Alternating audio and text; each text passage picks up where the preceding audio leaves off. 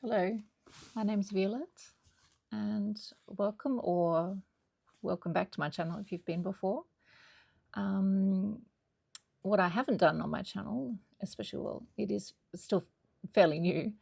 I have not done any book hauls before, so I thought today I will do one because last week I managed to accumulate, or rather purchase secondhand, quite a few books. Majority of them are fiction, but I've got a small selection of nonfiction as well. So I might actually start with the nonfiction. I'll just go through them briefly. There are a lot of them, and I don't want the video to go for too long.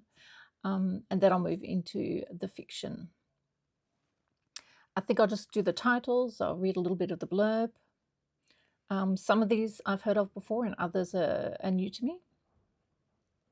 And one is actually I have read a long time ago. It was The Portrait of a Lady, but for some reason I haven't got a copy anymore, and the book was mentioned on another channel recently, so I've forgotten which one. Otherwise, I would mention which one it was. And yeah, so I found another a copy, so I thought, okay, eventually I might get around to rereading that one. Okay, so on to the fiction books. So my first one's actually, it's a collection of writings. I think essays, bits of diary entries, commentaries, newspaper articles, things like that. So Hilary Mantel's Mantelpieces. And I'm lucky it's a beautiful copy of it, hardback and covered as well. So that's really unusual to find here. Mostly secondhand books, they will not be covered. So probably many of you know this book. Some of you might have read it already.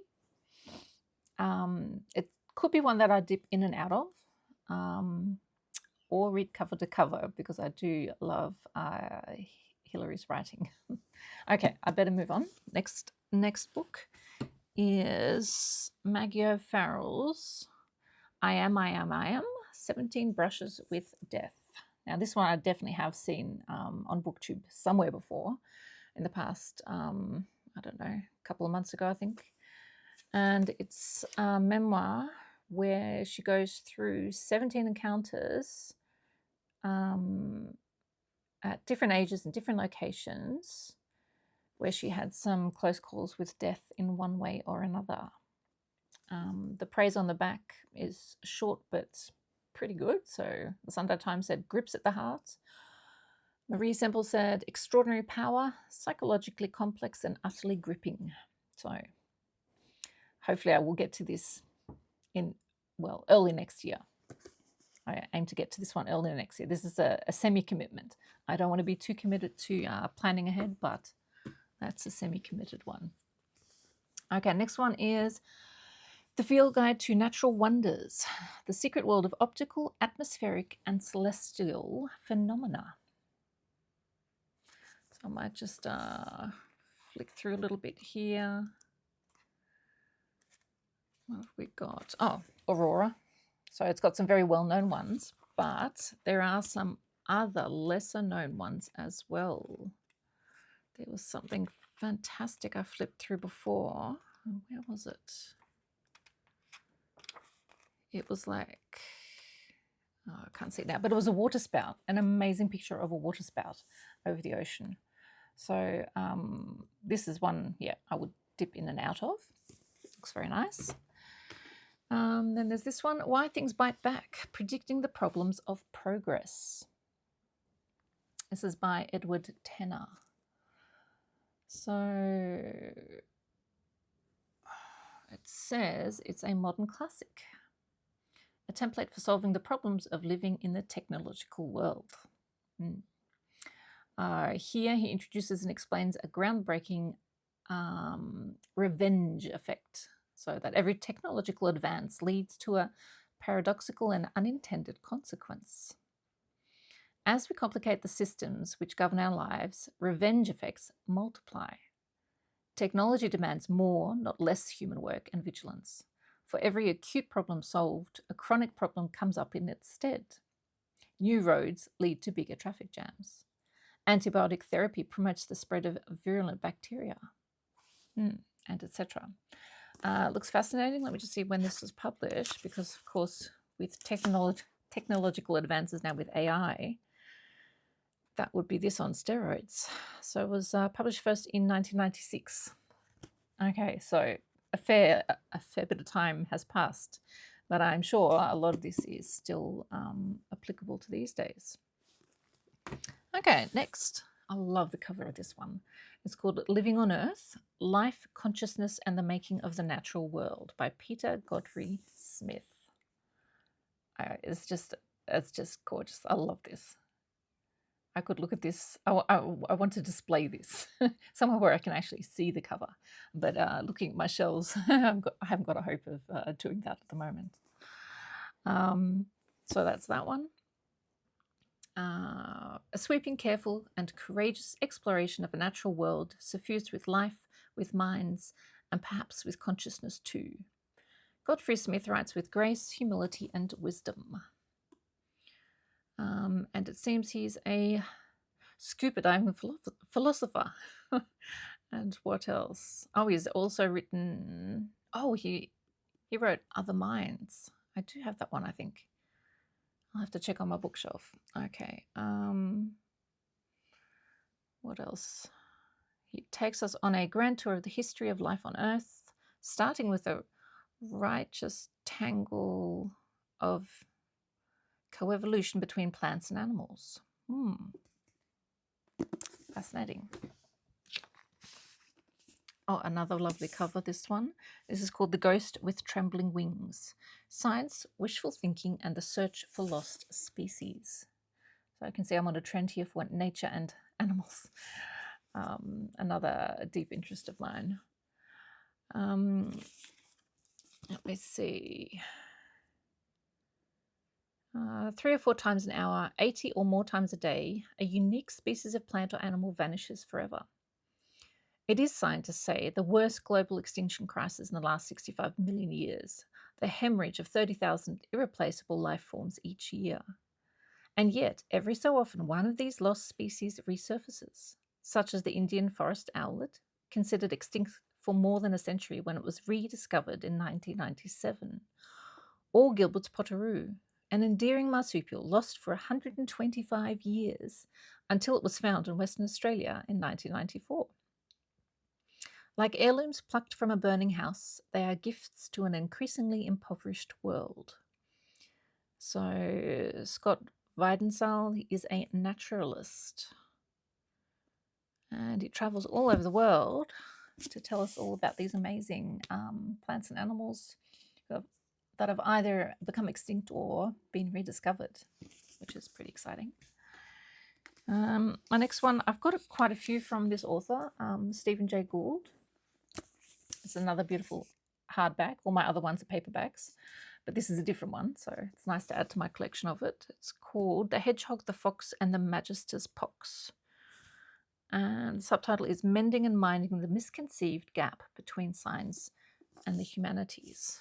Actually, I don't know if it's not really a subtitle. It's more description of it.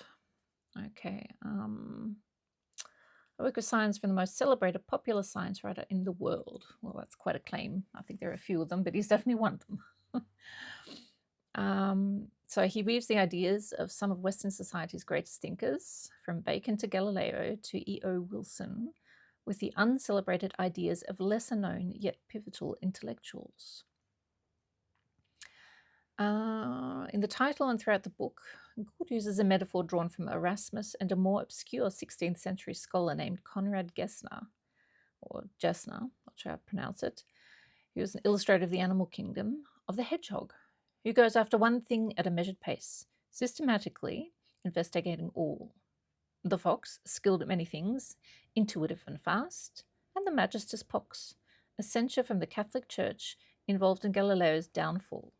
So a metaphor which illustrates the different ways of responding to knowledge in a scientific, humanist, or fearful way. He argues that, in fact, each would benefit by borrowing from the other. So this is a fiery discussion of the notion of consilience, first put forward by E.O. Wilson, which argues that scientific method Specifically, reductionism is supreme, uniting all disciplines. Okay, and it goes on, but okay, I won't go on anymore myself. So that's this one. And that's it for the non-fiction. Okay, now on to the fiction. Where to start? Okay, this little pile here. So I've got a James Herriot book called Every Living Thing. I've got I think one or two of his books, but I haven't read them yet. And this is definitely a longer one. All the others are shorter.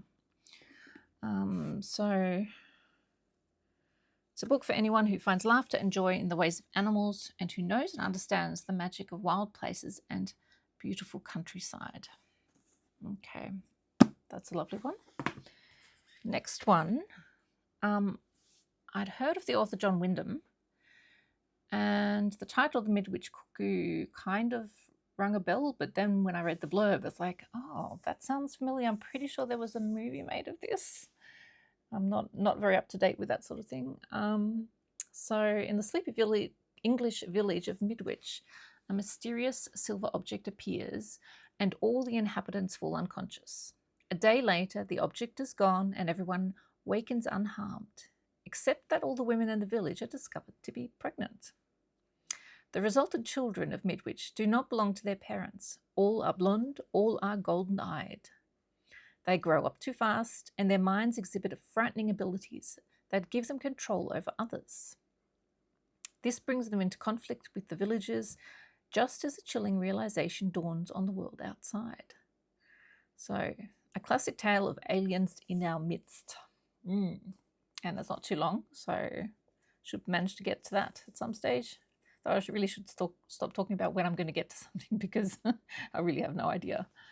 It depends what I feel like at the time, as well as if I'm joining in on any reading challenges. Next, 2 books by Nancy Mitford. Haven't read any of her works. So the first one is The Blessing, and the second one is The Pursuit of Love. I don't even know how many she wrote, but which one shall I read about? I'll just read about one of them. Okay, this one, The Blessing. Grace was beautiful, aristocratic, and not very clever. Charles Edward was cosmopolitan, charming, aristocratic, and very French. Transported after her marriage from the bucolic languors of the English countryside to extremely worldly Paris, Grace is somewhat out of her depth in the brilliant, exquisitely dressed society in which she finds herself. But it is her small son Sigismund, an embryonic Machiavelli who, with Gallic cunning and Saxon thoroughness, sets about ordering events to his own convenience, who nearly ensures that this particular entente, really, I cannot speak French, turns decidedly uncordial. So it says it's an admirable, deliciously funny, and I do love a funny read, consistent and complete. So that comment was written by Evelyn Waugh. So that's those ones. Next, I think, oh yes, here's the one that I was talking about before, The Portrait of a Lady, Henry James. Read it a long time ago. Somehow didn't have a copy left anymore, so now I have another. At some stage, I might do a reread. Portrait of a Lady, very well known. Next one is by Geraldine Brooks, People of the Book. I've got a few from Geraldine Brooks. And this is just my latest. So this says it is an imaginative tour de force, an intelligent, thoughtful, and gracefully written and original, and that she's a fearless and engaging writer. So this is about a woman called Hannah Heath getting a call in the middle of the night in her Sydney home about a precious medieval manuscript that's been recovered from smouldering ruins of war-torn Sarajevo. And she knows she's on the brink of the experience of a lifetime. And then into the story comes a renowned book conservator She is a renowned book conservator, and she has to go to Bosnia to start working on restoring the manuscript. Which is a Jewish prayer book, to discover its secrets and piece together the story of its miraculous survival. But the trip will also set in motion a series of events that threaten to rock Hannah's orderly life, including her encounter with Osran Karaman, the young librarian who risked his life to save the book. Yeah, I do love anything to do with books, manuscripts, all that sort of thing. So that's a nice one. Next one is by Kiran Desai, Hullabaloo in the Guava Orchard. Like the cover. It says it's the delightful story of Sampath Chawla, board office clerk and dreamer, who takes to the branches of a secluded guava tree in search of the contemplative life, only to find something rather different. Interesting. It says it's charming and deliciously funny, very much a novel rooted in Indian culture, but the satirical strands about entrepreneurialism and the credulous creation of gurus are, of course, more widely relevant. A significant contribution to Indian fiction in English. I have to be careful I'm not mixing up these piles here.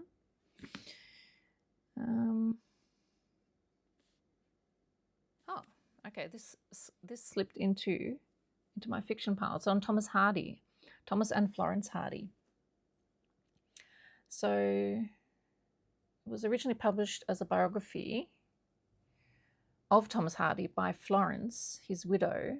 So this life is now known to have essentially been the work of Hardy himself. There's been much critical discussion of its hybrid status and of Hardy's motives for contriving what some have seen as a deception. Ooh, interesting. This controversy has tended to obscure a much more important issue, the oddity, attractiveness, and diversity of the work in question. It does give an account of Hardy's life from the very moment of birth, when he was thrown aside as dead, before being rescued by the midwife. But more than that, it offers a wonderful miscellany of reminiscences, anecdotes, folk tales, personal insights, diary entries, and intriguing reflections on art in general, fiction, and poetry in particular. Ooh, excellent. That sounds good to me. It also reveals a good deal about Hardy the man, and still more about Hardy the writer. No lover of his novels or poems should be without it. And I do like Thomas Hardy's novels, the ones I've read. I haven't read his poetry though, so something else I want to look into. About another writer, here we go. But this one is definitely fictionalized. It's called In Love with George Eliot by Kate O'Shaughnessy. Another beautiful cover. Not as beautiful as the others, but I love the colour nevertheless. So this is Marian Evans, described as a scandalous figure, which she was at the time, living in sin with a married man, George Henry Lewes. She has shocked polite society, and women rarely deign to visit her. In secret, though, she has begun writing fiction under the pseudonym George Eliot. As Adam Bede's fame grows, and by the way, Adam Bede, got it on my shelf there somewhere, a book I haven't read from her yet. So as fame grows, curiosity rises as to the identity of its mysterious writer. Gradually, it becomes apparent that the moral genius, Eliot, is none other than the disgraced woman living with Lewes. Now Evans's tremendous celebrity begins. The world falls in love with her. She is the wise and great writer, sent to guide people through the increasingly secular, rudderless century, and an icon to her progressive feminist peers, with whom she is often at odds. Public opinion shifts. Her scandalous cohabitation seems forgiven. I'm not sure if it really was. I do have a biography of George Eliot, which I'm only probably about 1/5 of the way through. But another one of the books that I haven't finished and should get back to, because it is really well written. So then it goes on to say, but this idyll is not secure and cannot last. When Luz dies, Evans finds herself in danger of shocking the world all over again. Meanwhile, in another rudderless century, two women compete to arrive at an interpretation of Eliot as writer and as woman. So it's a dual narrative in here. So we've got then the past and the present, which sometimes works really well, and I hope it does in this one. Here's one that probably all of you know, and I haven't got to. Yellow Face by Rebecca F. Kuang. So described as, this is one hell of a story. It's just not hers to tell. Okay, so Athena Liu is a literary darling and June Hayward is literally nobody. When Athena dies in a freak accident, June steals her unpublished manuscript and publishes it as her own under the ambiguous name Juniper Song. Now, that's not just scandalous, that is absolutely criminal. It says it's got some dark humour, but as evidence threatens June's stolen success, she discovers exactly how far she will go to keep what she thinks she deserves. What she thinks she deserves? Really? And says deadly consequences. What happens next is entirely everyone else's fault. So, a highly talked of novel. Oh yes, this was a new one. This was at $3. But actually, all my other books, apart from the non-fictions, they were all $3 to $5. But all the fiction, apart from the new one, they're all just $1 if they're paperback or $2 if they're hardback. So I have a fantastic secondhand bookshop. It's a Lions community one here. It's a charity bookshop where I am. And yeah, that's my favorite, one of my favorite places to go. Next book is called The Lieutenant by Kate Grenville, an Australian author.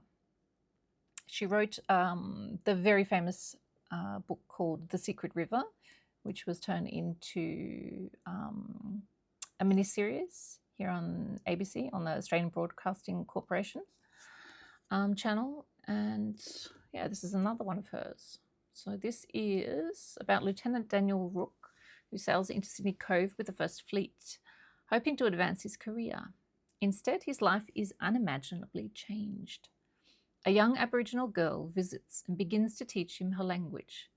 As they learn to speak together, they build a rapport that bridges the gap between their dangerously different worlds.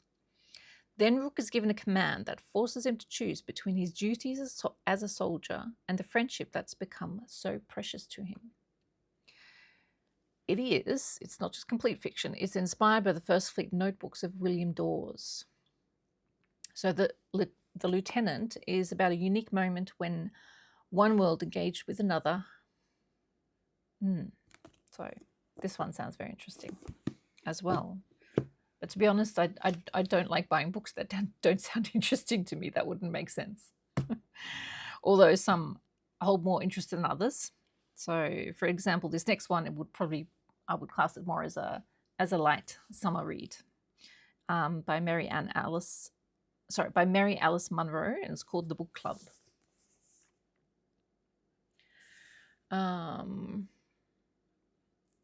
So the character's name is Eve Porter, whose husband's sudden death cheats her of every security she had planned on. And the club, or the book club, is a place of sanctuary for her. For Annie Blake, a brilliant attorney intent on starting a family late in life, it's the chance to finally let down her guard and dream of other possibilities. So it looks like all the different members of the book club have their own part to play in here, and we get to read about their histories, their stories. And then there's Doris Bridges. It says it's her support group as she acknowledges her dying marriage and finds the ultimate freedom in her husband's betrayal. And then for Gabriela Rivera, the perfect wife, mother and friend, who offers support to everyone but is afraid to ask for it herself. It's a sense of community. And for Midge Kirsch, an artist who has always lived her life against the grain, it's a haven of acceptance. So 5 women from different walks of life embracing the challenge of change. So book about friendship, book about reading. Yeah, nice light summer read. Maybe if I have a little bit of time over the summer holidays here, which is in Australia, of course, that's over the Christmas holidays here. We have summer.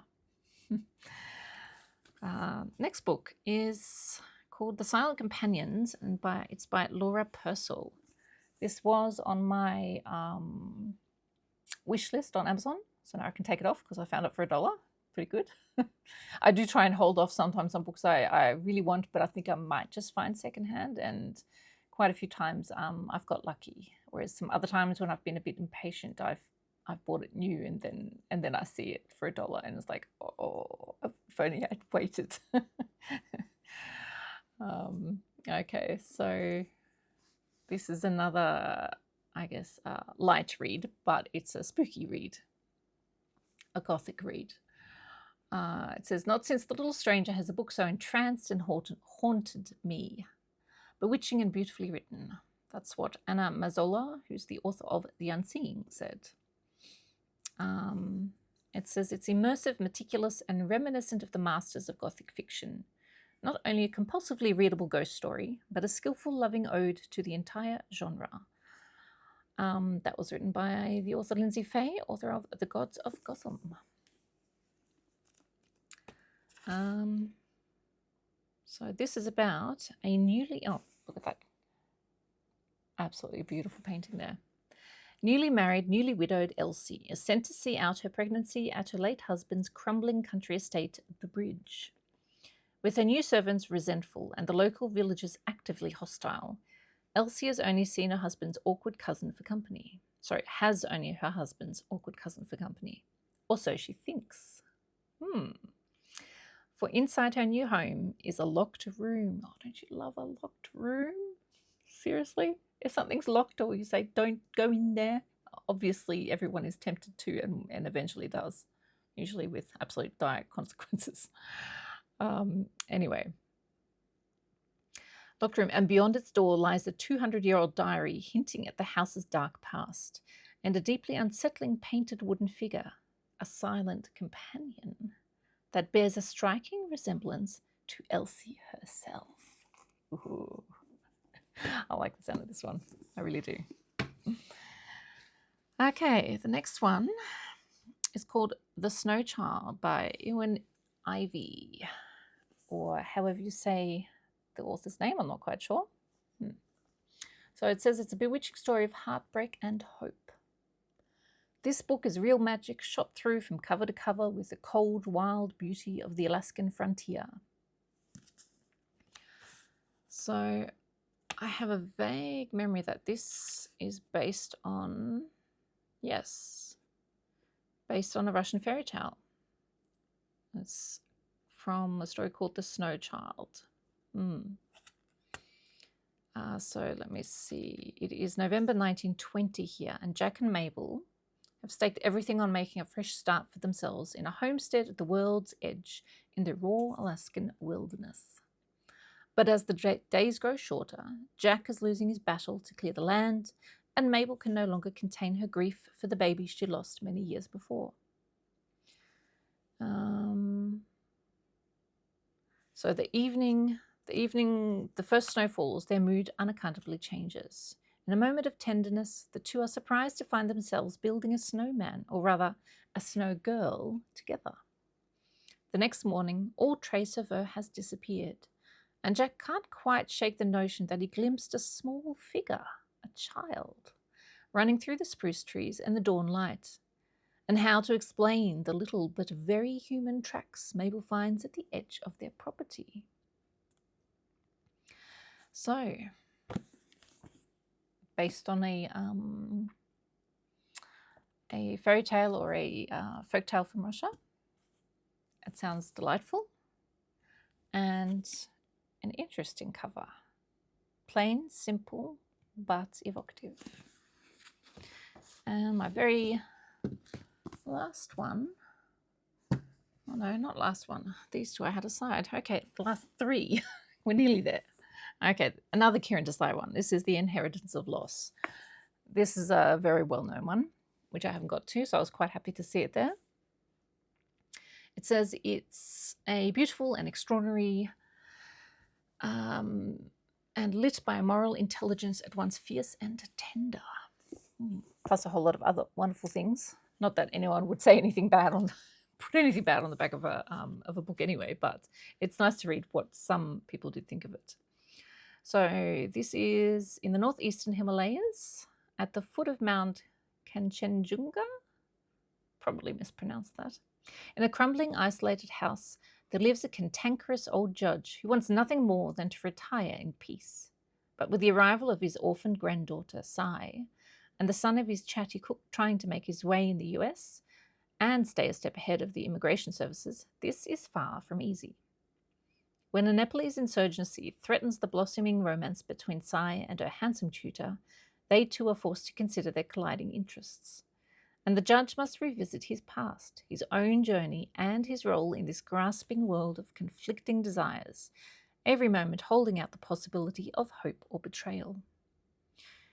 It says it's a story of such depth and emotion, hilarity and imagination. Good, there's a bit of humor in it because it sounds pretty depressing. Not that I'm against sad books.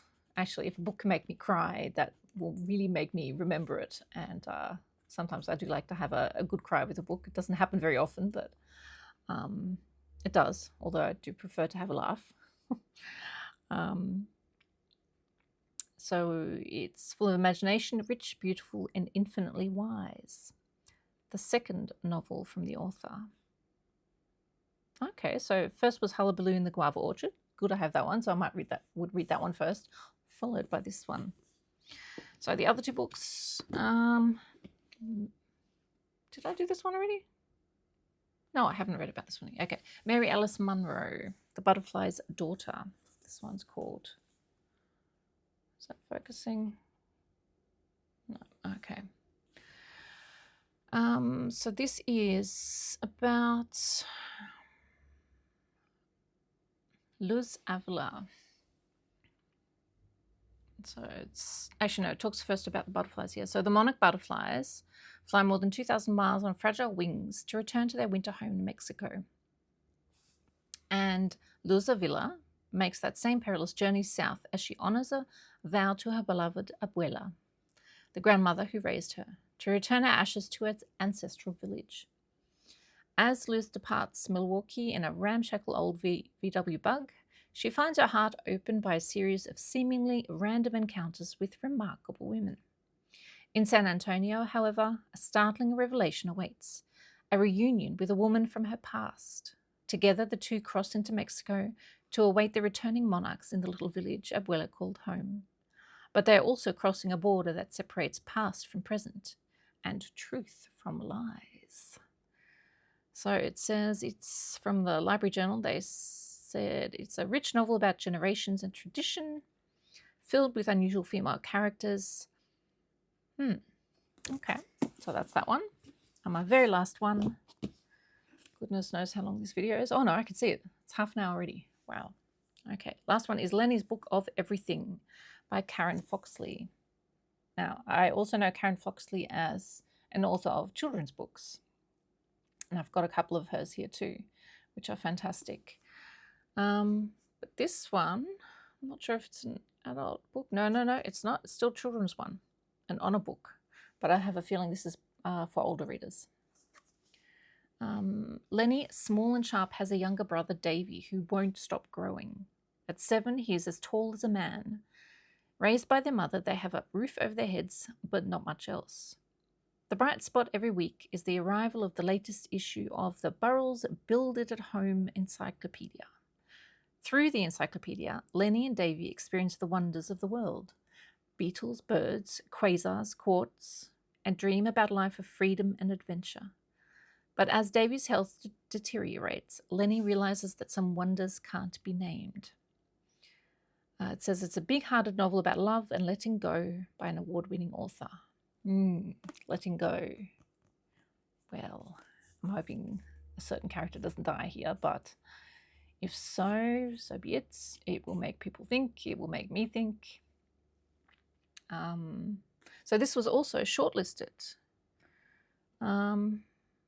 It's got 5 different things. An indie book, so that one's covered up. Independent Bookseller Award, Queensland Literary Award winner, the Prime Minister's Literary Awards shortlist, the winner of the New South Wales Premier's Literary Award in 2020, and the Children's Book of the Year Awards Honour Book. So that's from the CBCA, the Children's Book Council of Australia.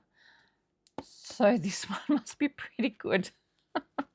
It's got so many stickers on, but I really wish they wouldn't. Well, actually not physically stickers, they'd be printed on there. I wish that wasn't there. Or if they'd put it on the back would be much better. But it sounds fantastic too. So that is my gigantic haul. I don't usually get this many books in a week. If I'm lucky, I might get 2 or 3, maybe 5.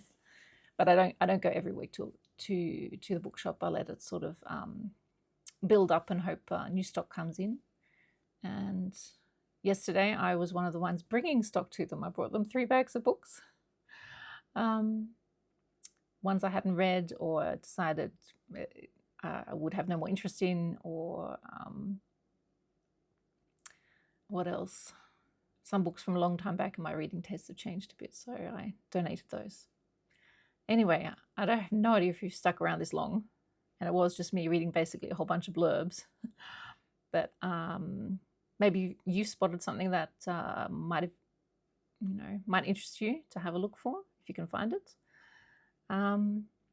Yeah, so I'll see you sometime next week on, I don't know, maybe a Tag Tuesday video, definitely on Thursday for Poetry Thursday. So please, even if you're not a poetry fan, maybe just stop by for Thursday, see what I bring you, or have a look at my very, very small back catalogue of, although the videos for poetry, they're the ones I've made the most of. Anyway, too much rambling. I'll say bye now. Have a lovely week, or until I see you again. Bye.